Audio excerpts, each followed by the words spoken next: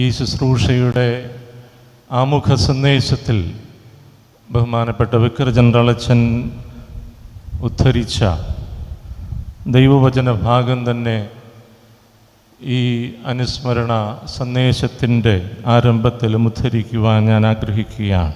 പൗലോസ് അപ്പസ്തോലൻ റോമാക്കാർക്ക് എഴുതിയ ലേഖനം 14-ാം അധ്യായം 8-ാമത്തെ തിരുവചനമാണ്.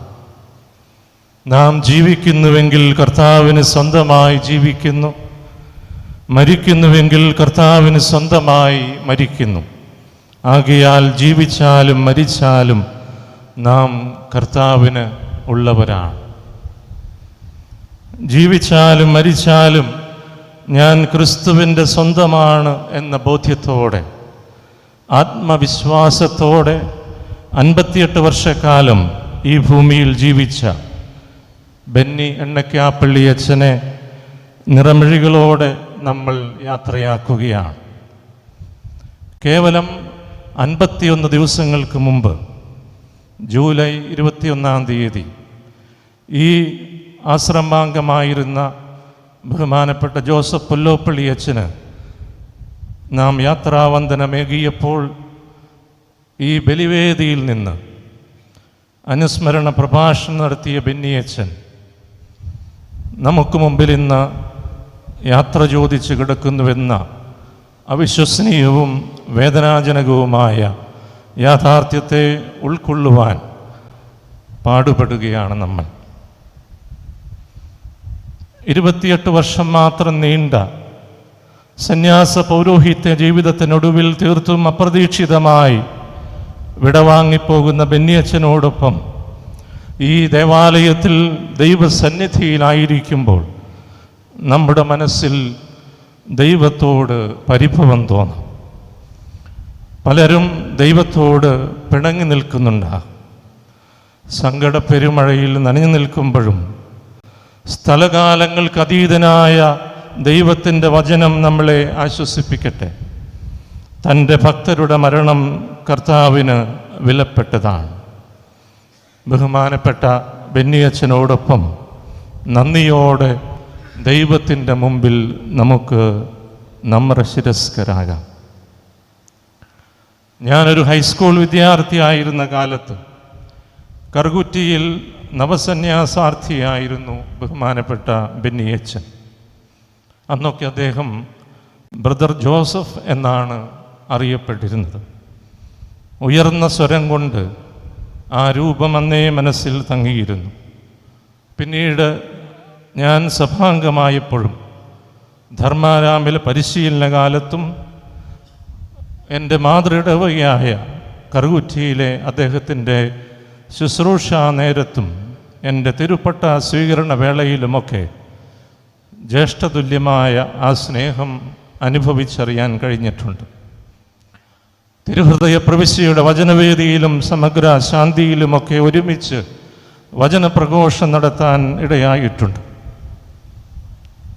കഴിഞ്ഞ വ്യാഴാഴ്ച ഞാൻ വെച്ചൂർ പള്ളിയിൽ അവിടുത്തെ തിരുനാളിൻ്റെ ഭാഗമായി 13 മണിക്കൂർ ആരാധനയുടെ സമാപന ദിവ്യകാരുണ്യ പ്രദക്ഷിണം നടത്തിയപ്പോൾ ദിവ്യകാരുണ്യം കൈകളിലേന്തി മുഴുവൻ സമയവും ഓർമ്മിച്ച് പ്രാർത്ഥിച്ചത് ബെന്നിയച്ഛനെയാണ്. 25 വർഷങ്ങൾക്ക് മുമ്പ് വെച്ചൂരിലെ ഇടവകയിൽ അദ്ദേഹത്തോടൊപ്പം ഇടവക ധ്യാനം നടത്തിയതും ഇടവകയിലെ എല്ലാ ഭവനങ്ങളും സന്ദർശിച്ച് ഞങ്ങൾ പ്രാർത്ഥിച്ചതുമൊക്കെ ആ സമയം ഓർമ്മയിൽ നിറഞ്ഞു വന്നു. ബെന്നി എണ്ണക്കാപ്പള്ളി അച്ഛൻ ഇന്ന് ഓർമ്മയാകുമ്പോൾ എന്ത് ഓർമ്മയാണ് അദ്ദേഹം നമ്മുടെ മനസ്സുകളിലും ജീവിതത്തിലും ബാക്കി വെച്ചിട്ട് പോകുന്നത്. സുവിശേഷം വായിക്കുമ്പോൾ നമ്മുടെ മനസ്സിൽ വിസ്മയം ജനിപ്പിക്കുന്ന ഒരു വചനമുണ്ട്. ലൂക്കായുടെ സുവിശേഷം 12-ാം അധ്യായം 49-ാമത്തെ തിരുവചനമാണ്. ഭൂമിയിൽ തീയിടാനാണ് ഞാൻ വന്നത്, അത് ഇതിനകം കത്തിജ്വലിച്ചിരുന്നുവെങ്കിൽ. ഭൂമിയിൽ തീയിടാനാണ് ഞാൻ വന്നത്, അത് ഇതിനകം കത്തിജ്വലിച്ചിരുന്നുവെങ്കിൽ.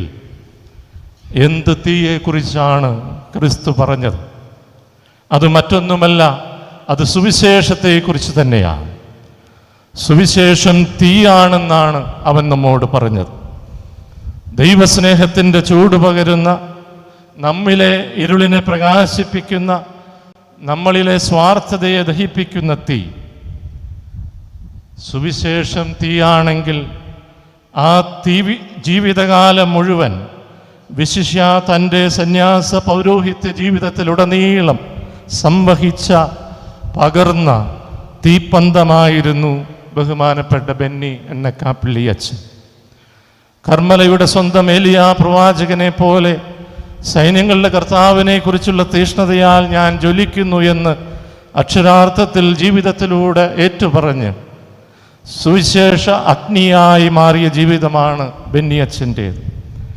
ആ തീയുടെ ചൂടും തീക്ഷ്ണതയും പ്രകാശവുമൊക്കെ അവസാനം വരെ അദ്ദേഹം കാത്തു സൂക്ഷിച്ചു.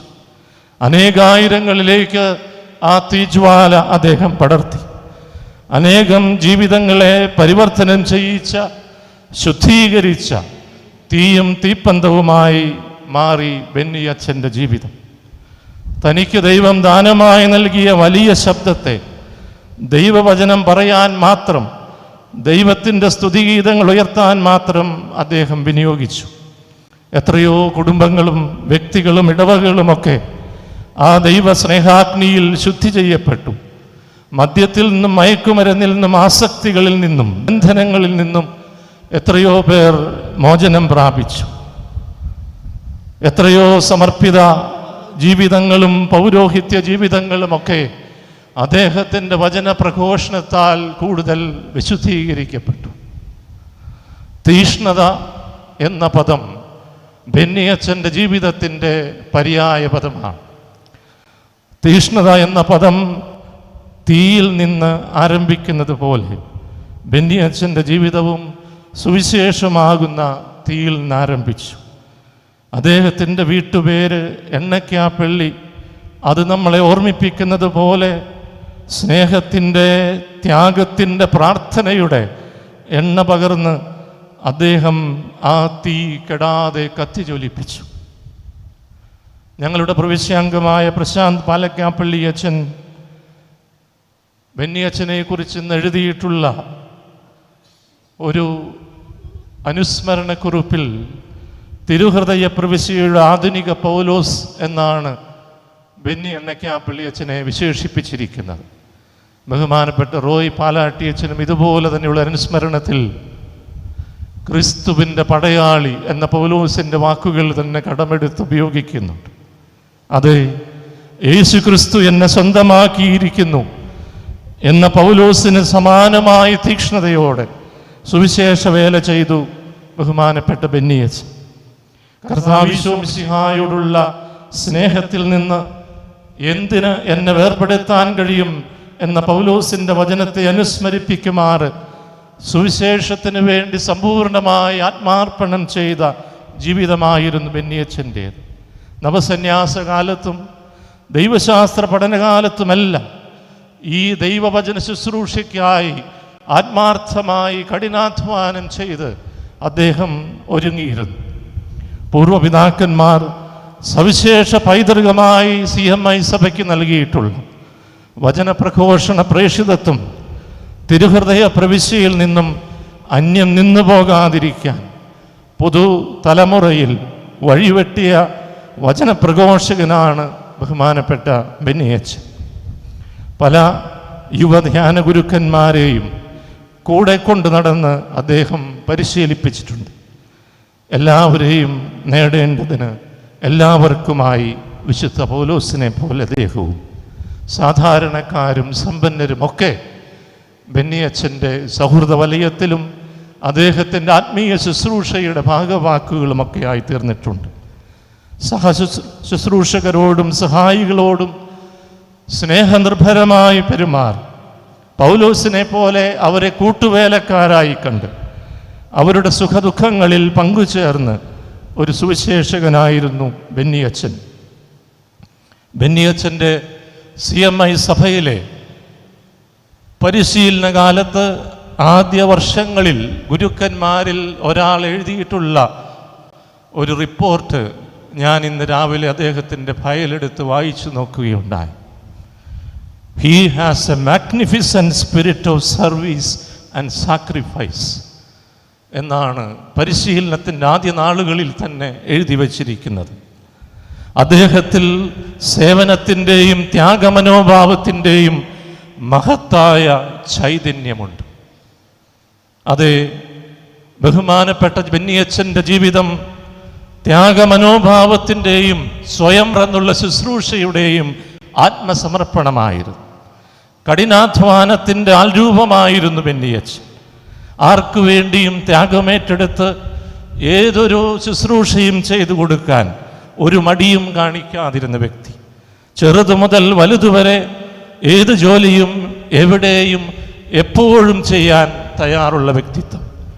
ജീവസ്ധ്യാന കേന്ദ്രത്തിൽ കറിക്കരിയാനും തറ തുടയ്ക്കാനും മുറികളൊരുക്കാനുമൊക്കെ അദ്ദേഹം മുന്നിൽ നിന്നിട്ടുണ്ട്. ഞങ്ങളുടെ കറുകുറ്റിയിലെ ക്രിസ്തുരാജാശ്രമ ദേവാലയം ഇടവകയായി 1998 പ്രഖ്യാപിക്കപ്പെട്ടപ്പോൾ, രൂപീകൃതമായപ്പോൾ ബഹുമാനപ്പെട്ട കോളുതറയച്ചനോടൊപ്പം അവിടെ സഹവികാരിയായി 6 വർഷക്കാലത്തോളം പിന്നീട് കോയിക്കരച്ചനോടൊപ്പവും ശുശ്രൂഷ ചെയ്ത വ്യക്തിയാണ് ബഹുമാനപ്പെട്ട ബെന്നിയച്ചൻ.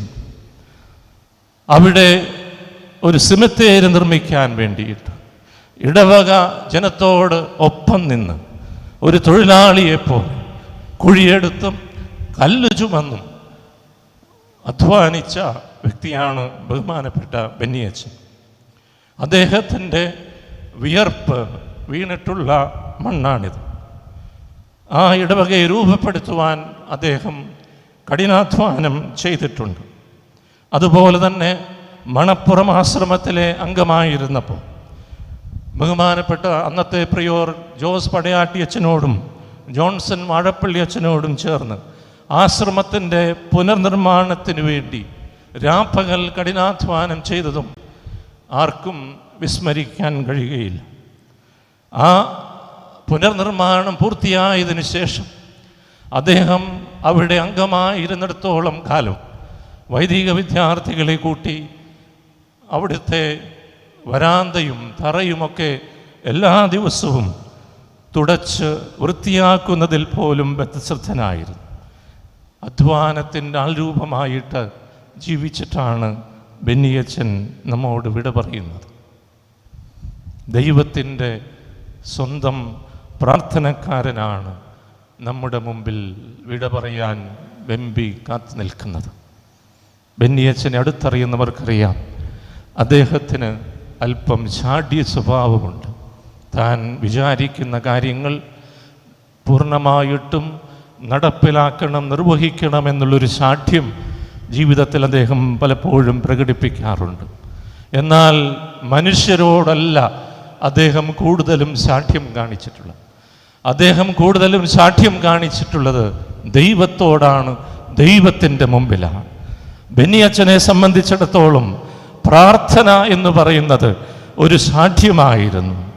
എനിക്കിത് കിട്ടണം, ഇത് കിട്ടിയേ തീരൂ എന്നുള്ള ഒരു മനോഭാവത്തോടെ മറ്റുള്ളവർക്ക് വേണ്ടി ദൈവത്തിൻ്റെ സന്നിധിയിൽ ശാഠ്യത്തോടെ പ്രാർത്ഥിച്ച, തപസ് ചെയ്ത, ഉപവാസമനുഷ്ഠിച്ച വ്യക്തിയാണ് ബെന്നിയച്ചൻ. മറ്റുള്ളവർക്ക് വേണ്ടി മുട്ടിപ്പായി മുട്ടുകുത്തി പലപ്പോഴും മുട്ടിൽ ഇഴഞ്ഞ് അദ്ദേഹം പ്രാർത്ഥിച്ചിട്ടുണ്ട്. കറുകുറ്റി ആശ്രമത്തിൻ്റെ മുമ്പിൽ റെയിൽവേ സ്റ്റേഷൻ വരെ ഉള്ള വഴിയിൽ 100-ലധികം പടികളുണ്ട്. താഴെ നിന്ന് മുകളിലേക്ക് ആ കോൺക്രീറ്റ് പടികളിൽ ചവിട്ടി മാത്രമേ നമുക്ക് മുകളിലേക്ക് എത്താൻ കഴിയൂ. അവിടെ 25 വർഷങ്ങൾക്ക് മുമ്പ് ബെന്നിയച്ചനും എറണാകുളത്തും ആലുവയിലും അങ്കമാലിയിലും മറ്റു പരിസരങ്ങളിലുമൊക്കെയുള്ള കുറേ മനുഷ്യരും ചേർന്ന്, ചെറുപ്പക്കാരും ചേർന്ന് ആരംഭിച്ചൊരു പ്രാർത്ഥനയുണ്ട്. എല്ലാ ബുധനാഴ്ചകളിലും ഏറ്റവും താഴത്തെ പടിയിൽ നിന്ന് മുട്ടുകുത്തി മുട്ടിൽ ഇഴഞ്ഞ് കയ്യിൽ മെഴുതിരികളും പിടിച്ച് ആശ്രമ ദേവാലയം വരെ ജപമാല ചൊല്ലി നടത്തുന്ന ഒരു പ്രാർത്ഥനായജ്ഞം. ഈ പ്രാർത്ഥന മറ്റു മനുഷ്യർക്ക് വേണ്ടിയിട്ടുള്ള മുട്ടിപ്പായ പ്രാർത്ഥനയാണ്, ശാഠ്യത്തോടു കൂടിയിട്ടുള്ള പ്രാർത്ഥനയാണ്. ബെന്നിയച്ഛൻ്റെ മുട്ടിലെ തയമ്പിൽ മറ്റുള്ളവർക്ക് വേണ്ടിയുള്ള മുട്ടിപ്പായുള്ള പ്രാർത്ഥനയുടെ, ശാഠ്യത്തോടെയുള്ള പ്രാർത്ഥന അടയാളം നമുക്ക് കാണാൻ കഴിയും. മാറി നിന്ന് വിശുദ്ധി തേടിയവനല്ല ബെന്നിയച്ഛൻ എന്ന പുരോഹിതൻ. മാറാതെ നിന്ന് ദൈവത്തോടും മനുഷ്യരോടുമുള്ള ബന്ധത്തിൽ മാറാതെ നിന്ന് വിശുദ്ധി നേടിയ വ്യക്തിയാണ്. നമുക്ക് അദ്ദേഹത്തെ അടുത്തറിയാമെന്നൊക്കെ അറിയാം. സ്വന്തം ജീവിതത്തിൽ കുറേയേറെ സഹനങ്ങൾ അദ്ദേഹത്തിന് ഉണ്ടായിട്ടുണ്ട്. സ്വന്തം വ്യാധികളും ദൈവജനത്തിൻ്റെ കഷ്ടപ്പാടുകളുമായി മല കയറിയവനാണ് ബെന്നിയച്ഛൻ.